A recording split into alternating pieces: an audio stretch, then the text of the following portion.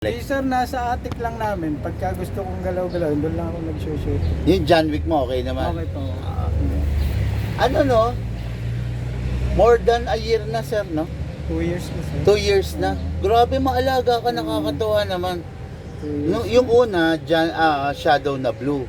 Then, John Wick Pit Viper. Pit Viper na ba yung nakuha mo? Yung O Combat Master? Pit Viper. Pareho yung, ano nga ba yung Combat Master nga na Pit Viper nga po yung black. Black tapos rose. Anong tawag dun sa kulay na yun? Rose gold. Rose gold. Okay. Oo nga. So, tagal na ha. Then, ito ngayon, another unit na naman no, ng ating ka-airsoft. No? Dali. Intro ko lang, sir. So, yun. Ayan. Sino to multiple repeat. Dati na namin naging ka-airsoft to 2 years ago. Narinig nyo naman sa chikahan namin. No? Ewan ko ba rito masyadong nahilig sa baril, dalawa binibili lagi no. The CC Shadow 2, magkaibang magkaibang mundo no, kumbaga 9mm caliber 45 pero parehas full steel, parehas premium. Pwede sa 12 and 14, 12, 14 ito pwede sa CO2. Yun ang The next time sir na bibili ka ng magazine, CO2 magazine na bili mo para matry mo rin yung CO2. Tapos dahil nga ihahanap kita ng base pad no? Para hindi na bubunot-bunot na gano'n. Kasi hindi na pwedeng idikit dun sir Oo. Ngayon, hindi rin naman pwedeng kahit mahanap mo yung parang contil niya, hindi mo rin pwedeng idikit yung mawawala at maalis. Okay, hindi na natin papatagalin kasi may nag-aantay pa sa ating isang ka-airsoft no? The CC Shadow 2, demo yung test fire na natin. Magbubukas ako silicone oil. Pero si sir marunong naman. Kasi nakita ko yung unit niya wala pa mga gas-gas. Okay, press the valve mga airsoft, then spray. Tapos dito rin sa ilalim.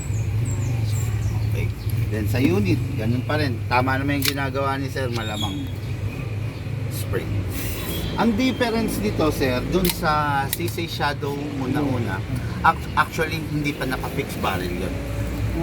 Way back, kung 2 years ago na hindi pa kami nag-fix outer barrel. Oo. Ngayon, hindi pa siya naka-fix outer barrel. Pansinin mo, color black yung ganito niya. Tapos ganunin mo, medyo umaatras abante. Itong unit na to, naka-fix outer barrel, naka-fine tuning, naka-trigger job, naka-hop up rubber, lahat nakakarga rito. Kung mapapansin mo yung fix outer barrel niya, stainless, tapos may serial number na. Yun, pansinin mo, i-compare mo sila, wala yun. No? Kasi yun yung unit 2 years ago, hindi pa naman kami nag-fix outer barrel in 2023, diba? Okay, so let's begin, no? So, ito yung magazine. Look, ako na yung gas. Buksan natin ito. Upside down, then press down. Ganyan ang tama, sir. 1, 2. Itong unit na to, naka-fine tuning, naka-trigger job. Kung mapapansin mo, mas matipid kumain to, compare mo dun sa nauna mo. Then, lagyan natin bala. Pero hindi ko na pupunuin kasi test fire lang naman. Kalugin lang, sir. Okay? Then, okay na, sir, ha? Hindi ko na punuin.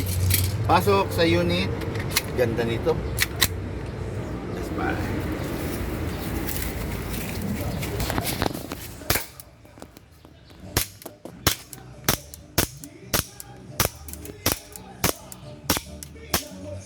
Umabot yung gas. Okay, the CC Shadow 2, no? Next natin yung grabe ang ingay yung nakakapanya.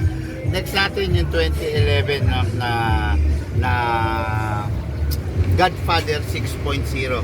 What is good and special about this? Naka-compensator, naka-fix outer barrel, naka-hop up rubber, naka-hammer protection pad, naka-adjustable competition trigger na. Sir, ito nga pala, pwede mong i-adjust base sa pangangailangan mo para medyo, halimbawa hindi malalim yung slack, parang konting pindot lang, nagre-response na siya. Dito lang naman ina-adjust sa alin. Okay mga airsoft, lagyan na natin ng silicone oil. Basta i-lock manually. 2011 to, so ini-sprayan dito sa slide stopper, then dito rin. Okay, after that, magazine, press, then ito, dialis ang base pad, hatak dito, then slide lang. Ito talagang kailangan mo alisin, sir. Tapos upside down, gas tayo. 1, 2. Okay. Then takip lang. Balik natin to. Okay. Tapos lagyan natin ng bala, hatak pababa, pump lang. Okay, hindi ganun pa rin. Pag may bungi, kalugin lang natin sa. Hindi ko na ganun pupunuin. Pasok. Release, firing.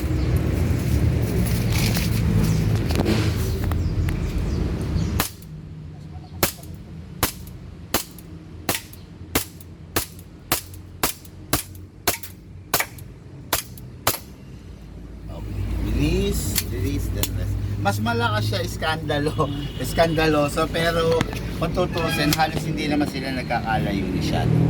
Si Shadow kasi pang competition talaga. Talagang medyo ni-reduce yung recoil. Okay, hindi ko na ganong mapapansin yung binilisan ko kasi marunong na to si Sir. Nakita ko naman yung unit niya. Maayos pa. Okay guys, thank you and have a blessed day.